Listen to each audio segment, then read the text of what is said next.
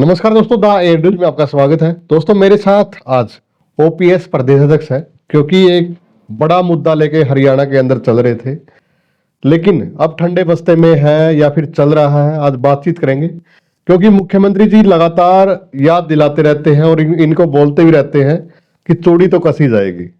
धारीवाल साहब, स्वागत है आपका। धन्यवाद मनदीप जी। तो मुख्यमंत्री जी ने चूड़ी कसी है, अभी रहती है? देखिए, सबसे पहले तो मैं आपको शुभकामनाएं दूंगा। आपने जो ये बेहतरीन कार्यक्रम, जो पॉडकास्ट का कार्यक्रम शुरू किया है जी, और अलग अलग वर्ग के नेताओं को, अलग अलग वर्ग में फील्ड में काम करे लोगों को आप यहाँ बुलाकर उनकी जीवनी, इससे नए युवाओं को भी एक प्रेरणा मिलती है। उसके लिए आपको बधाई, शुभकामनाएं जी। अब जैसे आपने बात कही मुख्यमंत्री जी की चूड़ी टाइट। देखिए, चूड़ी टाइट वहाँ होती है जहाँ गैरकानूनी काम किया जाए, वहाँ होती है जो असंवैधानिक काम किया जाए, या वहाँ पर होती है जो हम देश और प्रदेश के खिलाफ काम कर रहे हो जी। हमने जो काम किया वो हमने देश प्रदेश के हित में काम किया, और हमने जो काम किया वो अपने कर्मचारियों के हित में काम किया। हमारा आंदोलन किसी के पार्टी विशेष के खिलाफ नहीं रहा कभी भी। हमारा आंदोलन था सरकार के लिए जी। सरकार से हमारी मांग थी।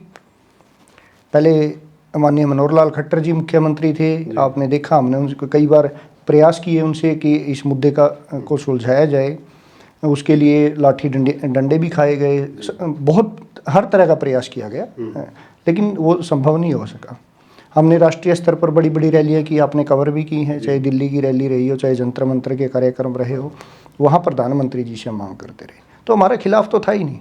वो चूड़ी टाइट वो शायद उनके लिए कर रहे हैं कि जो गलत काम करता है जी। और संभव है वो प्रदेश के मुखिया हैं, गलत काम चाहे कोई भी करे, चाहे प्रशासनिक हो चाहे कानूनी तौर पर, उनको उस चीज़ का ध्यान रखना, उस तरफ जाना भी पड़ेगा। तो फिर जो दूसरे स्टेटों में है वहाँ भी प्रदर्शन चल रहे हैं दूसरी सरकारों के खिलाफ, या फिर अपने हरियाणा में ही आप बीजेपी के पीछे पड़े हुए हो? नहीं, देखिए, हमने आंदोलन 2018 में शुरू किया था, और उससे पहले हमारा यूपी में आंदोलन जारी था 2013 से।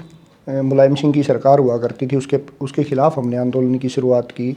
चाहे हम पंजाब की बात करें तो पंजाब में हमने कांग्रेस पार्टी के खिलाफ लड़ाई लड़ी, लंबी लड़ाई, और उनको सत्ता से बाहर कर वहाँ पर आम आदमी पार्टी आई, जिन्होंने वादा किया, लेकिन वो भी अपना अभी तक वादा पूरा नहीं कर पाए। तो अब पंजाब में भी हमारा उनके खिलाफ आंदोलन जारी है।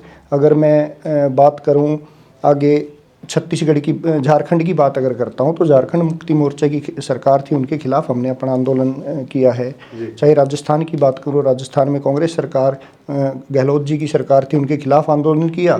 उन्होंने हमारी बात को माना तो हमने उनका धन्यवाद प्रेषित कर दिया। तो हमारा आंदोलन किसी पार्टी विशेष के लिए नहीं है, हमारा आंदोलन किसी व्यक्ति विशेष के खिलाफ नहीं है। हमारा आंदोलन है अपने भविष्य को सुरक्षित करने के लिए, अपने कर्मचारियों के भविष्य को सुरक्षित करने के लिए, गरीब मजदूरों, किसान के जो बच्चे सरकारी सेवा की बाट जो रहे हैं, जो चाहते हैं कि सरकारी सेवा में वो आएँ, जनता की सेवा करें, सरकार की सेवा करें, सरकार की नीतियों को जनता तक लेकर जाएं, उनके सुरक्षित भविष्य के लिए हमारा ये आंदोलन है। और निश्चित तौर पर ये आंदोलन जब भी होते हैं वो सरकार से मांग करने के लिए होते हैं और सरकार के खिलाफ। तो एनपीएस या फिर यूपीएस की बात करें तो ये तो लागू कर ही दी है सरकार ने। अब जो शेयर मार्केट में गिरावट आ रही है, तो इस चीज़ का क्या कुछ आप मानते? ये तो हमारी आपसे कई बार वार्ता हुई है इस बात पे। सरकार के सामने हमने आंकड़े रखे हैं कि जब भी बाजार आधारित कोई योजना होगी, निश्चित तौर पर उसके अंदर एक डर होगा कि कल सारा पैसा डूबता है तो कर्मचारियों का भविष्य का क्या होगा। और इसीलिए हम लगातार मांग करते हैं कि कर्मचारी का भविष्य को सुरक्षित करने के लिए एक केवल ओपीएस ही विकल्प है, और ओपीएस से केवल कर्मचारी को लाभ नहीं है। हम हर तरह का आंकड़ा सरकार के सामने रख चुके हैं। हरियाणा सरकार ने 20 फरवरी 2019 को एक कमेटी का गठन किया था। 3 मार्च को उनके साथ हमारी मीटिंग हुई थी जी। उस मीटिंग में बड़ी लंबी मीटिंग चली, मुख्य सचिव उसमें बैठे थे, हमारे फाइनेंस सेक्रेटरी उसके अंदर बैठे थे, PS to CM उसमें बैठे थे। तो सबके सामने हमने आंकड़े रखे थे कि ओपीएस नहीं केवल कर्मचारी बल्कि सरकार के लिए भी फायदेमंद है, क्योंकि जब एक कर्मचारी सरकारी सेवा में आता है तो 25 से 30 साल की जो उसकी सर्विस है, उस दौरान उसका GPF भी कटता है, उस दौरान वो जितनी भी सेविंग करता है वो सरकार के खजाने में जाती है। और कोई भी कर्मचारी सेविंग करते रिटायरमेंट से पहले उसको कभी नहीं निकालता। रिटायर तब तक जितना भी पैसा सेविंग का सरकारी खजाने में रहेगा, सरकार उसको विकास कार्यों में लगाएगी जी। और एक एवरेज एज, चाहे मैं हरियाणा की बात करूँ, 68.5 साल है। 60 साल का कर्मचारी रिटायर हुआ, 8.5 साल तो पेंशन देनी है। और हमने तो यहाँ तक आंकड़े दिए कि जो 14% एनपीएस में आप अपना शेयर दे रहे हो, उस शेयर को अगर ओपीएस लागू करके आप अपने पास सेविंग कर लेते हो, अपने पास बचा लेते हो, उसी 14% से 10 से 12 साल तक एक एम्प्लॉय को पेंशन दी जा सकती है। लेकिन समझ नहीं आता है कि आखिर कौन उनको गुमराह कर रहा है, कौन एनपीएस के फ़ायदे बता रहा है। एनपीएस के फ़ायदे तो एनपीएस बढ़ाने वाले नहीं बता सकते। तो इसलिए मैं आपके चैनल के माध्यम से मुख्यमंत्री जी से निवेदन करूंगा कि जो वो कमेटी थी, उस कमेटी के साथ जो वार्ता का दौर था उसको दोबारा से शुरू करवाएं। हर आंकड़ा हम देंगे, पूरी प्रेजेंटेशन हम आपको देंगे, आपको एक एक आंकड़े से ये समझाएंगे, ये बताएंगे कि ओपीएस ही देश और प्रदेश हित में है। जी, 8वां वेतन आयोग लागू हो गया तो आप लोगों को खुशी होनी चाहिए अब तो। हाँ, देखिए ये एक प्रक्रिया चलती आई है कि जैसे जैसे महंगाई बढ़ती है तो कर्मचारियों के पेंशन वेतन भत्तों में भी संशोधन हो, वो बढ़ाए जाएं महंगाई के अनुसार। और इसके लिए ये भी प्रावधान है कि हर 6 महीने में डीए बढ़ाया जाता है। लेकिन डीए हर बार बढ़ता तो है, कभी 2% कभी 3%, लेकिन जो जिस दर से महंगाई बढ़ रही है उस दर से महंगाई भत्ते नहीं बढ़ रहे। और ये हर सरकार के दौर में आते हैं, चाहे 2006 का वेतन आयोग हो, 2016 का वेतन आयोग हो और 2026 में नया वेतन आयोग लगना है। इसके लिए हम स्वागत करते हैं प्रधानमंत्री जी का कि उन्होंने नए वेतन आयोग के गठन की बात करी। अब उस प्रक्रिया को जल्द से जल्द पूरा करें ताकि 1 जनवरी 2026 से नए वेतन आयोग की रिपोर्ट आए और उसको लागू किया जा सके। और मेरा एक निवेदन और रहेगा, चाहे प्रधानमंत्री जी से भी और मुख्यमंत्री जी से भी, कि हमारे वेतन आयोग में उन साथियों का विशेष तौर पे ध्यान रखा जाए जो अपने वेतन में संशोधन की लगातार मांग कर रहे हैं। चाहे क्लैरिकल वर्क की बात हो, चाहे पुलिस वर्क की बात हो जो 24 घंटे सुरक्षा में लगे रहते हैं, चाहे हमारे अर्धसैनिक बलों की बात हो, चाहे हमारे कंडक्टरों की बात हो, जिस भी वर्ग की बात है, जिस भी कर्मचारी वर्ग की बात है जो मांग कर रहा है कि उनके वेतन में संशोधन हो, बढ़ोतरी हो, उनका विशेष तौर पर ध्यान रखा जाए और एक सम्मानजनक वेतन, महंगाई दर के अनुसार वेतन सुनिश्चित हो। और निश्चित तौर पर ये मैं नहीं कहता, ये हमारे बहुत सारे अर्थशास्त्री कहते हैं कि कर्मचारियों की पेंशन वेतन भत्तों में जितनी बढ़ोतरी होगी उतनी ही ज़्यादा ग्रोथ हमारी जीडीपी में भी होगी, उतनी ही ज़्यादा हमारे जो बाज़ारों में भी रौनक आएगी। क्योंकि आपने देखा होगा जब भी कोई कर्मचारी लगता है वो तुरंत लगते ही अगर गाड़ी लेनी है तो वो लोन पे लेगा, मकान बनाना है तो वो लोन पे लेगा, शादी करेगा तब उसके लिए लोन उठाएगा। तो निश्चित तौर पर जो पैसा उसकी जेब में आएगा वो बाज़ार में आएगा, और बाज़ार में आएगा तो बाज़ार में भी बढ़ोतरी होगी, जीडीपी और शेयर मार्केट भी बढ़ेगी। जी, तो हरियाणा सरकार तो जैसे अच्छा काम कर ही रही है कर्मचारियों के लिए। अब जितने भी कच्चे कर्मचारी हैं उनको रोजगार की सुरक्षा की गारंटी दी गई है। देखिए, ये प्रयास उन्होंने किया कि एक रोजगार की गारंटी दी जाए, लेकिन वो एक किसी भी कर्मचारी के लिए मुझे नहीं लगता कि वो सेटिस्फैक्ट्री होगा या किसी कर्मचारी के लिए फ़ायदेमंद होगा। ये तो वो गारंटी है कि आप 20 साल की सेवा में लग गए या 25 साल की नौकरी में लगते हो, 25 से 30 साल तक आपको ये तो गारंटी दे दी कि 58 साल तक हटाएंगे नहीं, लेकिन 58 साल के बाद क्या? अब एक व्यापारी है, एक राजनेता है, उन्हीं का मैं अगर उदाहरण दूं, जब कोई व्यापारी व्यापार करता है तो अपने बच्चों को एक विरासत में अपना व्यापार छोड़ के जाता है। राजनेता है, अपने बच्चों को राजनीतिक विरासत दे रहे हैं, चाहे वो योग्य हैं या नहीं है, लेकिन उनको राजनीतिक में स्थापित करने की कोशिश करते हैं। लेकिन एक कर्मचारी जो 30 से 35 साल तक सरकार की नीतियों को जनता तक पहुंचाता है, वो विरासत में अपने बच्चों को क्या दे के जाएगा? कुछ भी नहीं। ये तो नहीं, ये तो प्रचलन नहीं है ना, या ऐसा कोई नियम नहीं है कि आज मैं टीचर लग गया, मेरे हटने के बाद मेरा बेटा ही लगेगा। तो उनकी भी, उनके बुढ़ापे की भी सामाजिक सुरक्षा, उनके परिवार की सामाजिक सुरक्षा यही ओपीएस उनको दे रही थी कि भैया आप 30 साल तक सेवा कर रहे हो, इस दौरान आप कोई व्यापार नहीं कर सकते, इस दौरान आप कोई और काम धंधा खड़ा नहीं कर सकते, तो हम रिटायरमेंट के बाद आपको एक सुरक्षा दे रहे हैं ओल्ड पेंशन स्कीम के तहत, जो आपके परिवार का, जब तक आपके बच्चे सेटल नहीं हो जाते, आपके बच्चों की शादियाँ नहीं हो जाती और जब तक आप जीवित हो, आपको एक सम्मानजनक जीवन मिलता रहे, इसलिए ओपीएस लागू की गई।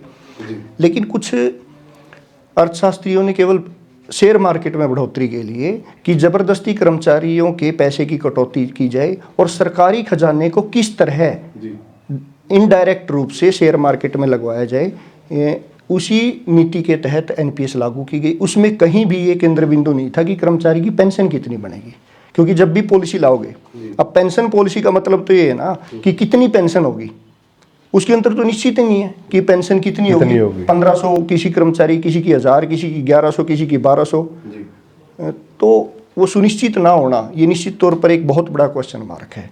ना महंगाई भत्ते का होना, ना मेडिकल सुविधा का होना, ये बहुत सारी समस्याएं हैं और इन समस्याओं के खिलाफ हमारा आंदोलन है।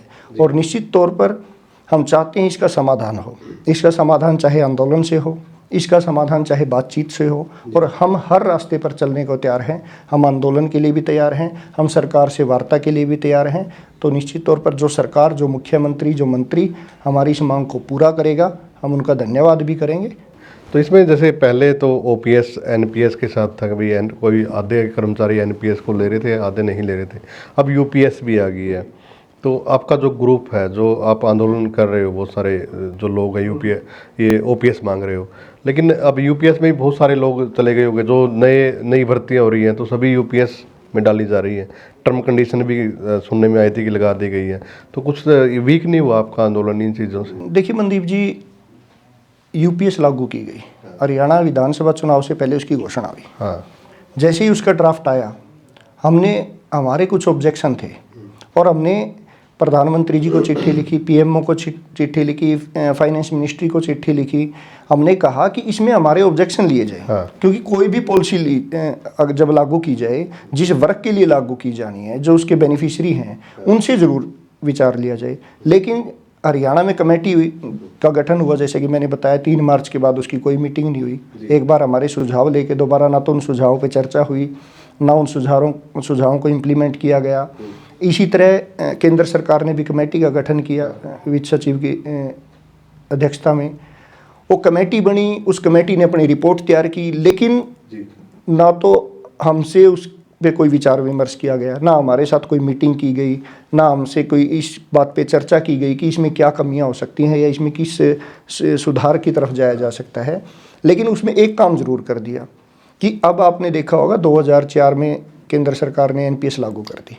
4 से आज 2025 21 साल हो चुके हैं और अब कर्मचारियों का रिटायर होना, बड़े स्तर पर कर्मचारी रिटायर होना शुरू होंगे जी। जब रिटायर होंगे तो एनपीएस में एक प्रावधान है कि 60% अमाउंट वो कर्मचारी को वापस कर दिया जाएगा और जो 40% अमाउंट है उसकी पेंशन पॉलिसी या एन्युटी खरीद कर कर्मचारी को दे दी जाएगी। तो अब इन पॉलिसी धारकों ने क्या देखा कि भाई ये सारा पैसा तो वापस देना पड़ेगा कर्मचारी को 60%। चलो 40% की कोई हमारे लिए बेनिफिशियरी नहीं है, वो दोबारा बाजार में लग भी गया, हमें कोई फ़ायदा नहीं हुआ, लेकिन फ़ायदा सरकार को भी नहीं हुआ। सरकार के पास से तो जा चुका है पूरा पैसा। उन्होंने क्या कहा कि अब इस पूरे पैसे को कैसे रोका जाए, इस पूरे पैसे को कैसे कर्मचारियों तक ना पहुंचाने दिया जाए, इसलिए यूपीएस ला दी। यूपीएस में क्या किया कि अब आपका जो 100% कॉर्पस है वो पूरा का पूरा कॉर्पस इनके पास रहेगा, एन्युटी खरीद के दे दी जाएगी, आपकी बाजार में लगा रहेगा वो पैसा। तो कर्मचारियों को क्या, उसकी तो पूरी सेविंग चली गई। जिस सेविंग के सहारे वो सोचता था अपने बच्चों की शादी करेगा, जिस सेविंग के सहारे सोचता था अपने लिए नया घर बना लेगा, जिस सेविंग के सहारे सोचता था कि आगे कुछ ना कुछ कोई काम करके अपना भरण पोषण कर लेगा, उस सेविंग को भी ख़त्म कर दिया गया।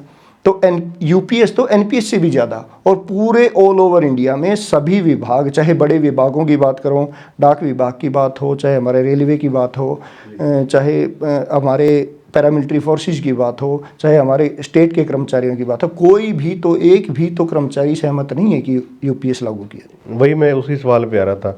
आप लोगों के अंदर जा रहे हो, बहुत सारे कर्मचारियों के पास आप जाते हो, तो ये चीज़ें नहीं आती कि प्रधान जी अब तो यूपीएस लागू हो गई है, तो उनको भी समझ में आ गई या फिर कैसे? नहीं, हर कर्मचारी के मन में टीस है, पीड़ा है एक। हर कर्मचारी कह रहा है कि यूपीएस का, अब सरकार ने एक काम कहा कि हम एनपीएस और यूपीएस इनका विकल्प देंगे, लेकिन जो तीसरा विकल्प जिसकी मांग हो रही है उसकी चर्चा ही खत्म कर दी गई। भाई आज भी तो बहुत सारे हमारे कर्मचारी 2004 से पहले जो रिटायर नहीं, उनको ओपीएस मिल रही है। यहाँ तक कि विधायकों सांसदों को भी ओपीएस का, पुरानी पेंशन का ही लाभ दिया जा रहा है।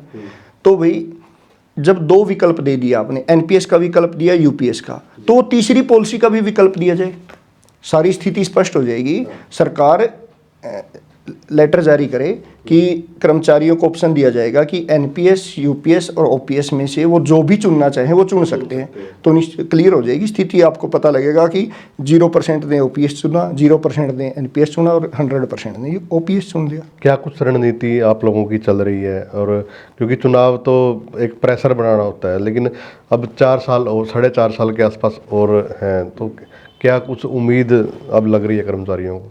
देखिए, हमारा प्रयास है, पहले भी हमारा यही प्रयास था कि हम सरकार से इस बारे में, सरकार के सामने अपनी बात रखें। और ये तो माध्यम होते हैं कि धरना दिया ताकि सरकार हमसे वार्ता करे, हमने रैली की ताकि सरकार हमसे वार्ता करे, हम कोई प्रदर्शन करें, घेराव करें ताकि सरकार हमसे वार्ता करे। वो एक वार्ता के रास्ते खुलवाने के लिए और अपनी एक स्ट्रेंथ दिखाने के लिए कि हाँ, हम इतने लोग हैं जो चाहते हैं कि ओपीएस लागू हो, हाँ, हम इतने लोग हैं जो चाहते हैं कि हमारे अन्य मुद्दों को सुलझाया जाए, चाहे वेतन आयोग की बात हो, चाहे कच्चे कर्मचारियों को पक्का करने की बात हो, कि हमारे इन मुद्दों को सुलझाया जाए। इसीलिए अपनी स्ट्रेंथ दिखानी होती है और ये लोकतंत्र में अधिकार भी हमें दिया गया है।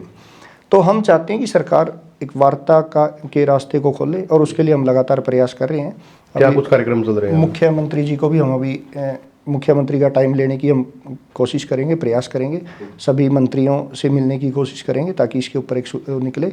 और अभी हमारा राष्ट्रीय कार्यकारिणी, जो हमारी 24 स्टेटों में हमारी टीम है, 24 स्टेटों में हमारा आंदोलन जो जारी है, हम राष्ट्रीय कार्यकारिणी की मीटिंग में हमारा फैसला हुआ था कि 2 मार्च से लेकर और 15 मार्च तक जितने भी हमारे देश भर के माननीय सांसद हैं, चाहे राज्यसभा है चाहे लोकसभा है, सभी माननीय सांसदों को प्रधानमंत्री के नाम ज्ञापन दिया जाएगा। प्रधानमंत्री जी से मांग की जाएगी कि एनपीएस और ओपीएस की, यूपीएस की इस उलझन को छोड़कर केवल ओपीएस को लागू कर दिया जाए, ओपीएस को विकल्प के तौर पर लिया जाए जी। और इनकी जो कमियां हैं विस्तृत रूप से हमने उस ज्ञापन के अंदर लिखी हैं। और ये भी कि जो कमेटी थी, उस कमेटी के साथ हमें चर्चा में शामिल किया जाए ताकि हम अपने ऑब्जेक्शन दे सकें और उनके ऊपर सुधार हो सके। इसी तरह हम हरियाणा में अब शुरू करेंगे, सभी विधायकों को, चाहे पक्ष हैं चाहे विपक्ष हैं, सबको ज्ञापन दिया जाएगा। मुख्यमंत्री जी से टाइम लेकर अपने मुद्दे को रखने की कोशिश की जाएगी। बाकी उम्मीद यही करेंगे कि भाई इसके ऊपर सकारात्मक सरकार पहल उठाए और सकारात्मक कदम उठाए ताकि कर्मचारी को सामाजिक सुरक्षा मिले, वो अपने भविष्य की अनिश्चितताओं के प्रति निश्चित होकर एक काम कर सके कि उसको ये लगे कि हाँ, मेरा भविष्य तो सुरक्षित है, कि मुझे अपनी सरकार की नीतियों को जनता तक पहुंचाना है, उसके अंदर ईमानदारी से काम करे। तो इसी उम्मीद में हम आगे अपना ये आंदोलन जारी रहेगा। और रही बात दिल्ली की, 1 अप्रैल को ये लागू हो रही है यूपीएस, उसको काले दिवस के तौर पर मनाएंगे और सभी जिला मुख्यालयों पर प्रदर्शन करके उपायुक्त के माध्यम से मुख्यमंत्री और प्रधानमंत्री के नाम ज्ञापन सौंपेंगे। फिर 1 मई को मजदूर दिवस है, मजदूर दिवस के दिन हम दिल्ली जंतर मंतर पर एक बड़ा प्रदर्शन करेंगे और माननीय मुख्यमंत्री जी से ओपीएस बहाली की मांग करेंगे। जी, बातचीत करने के लिए धन्यवाद। तो वही वीडियो को ज़्यादा से ज़्यादा आप लोग शेयर करें, कमेंट करें। और जो ओपीएस का एक बड़ा मुद्दा है वो दोबारा फिर उछाल ले रहा है, तो सरकार तक इनकी बात पहुंचती है या नहीं, समय बताएगा। आप लोग वीडियो को ज़्यादा से ज़्यादा शेयर करें, कमेंट करें। धन्यवाद।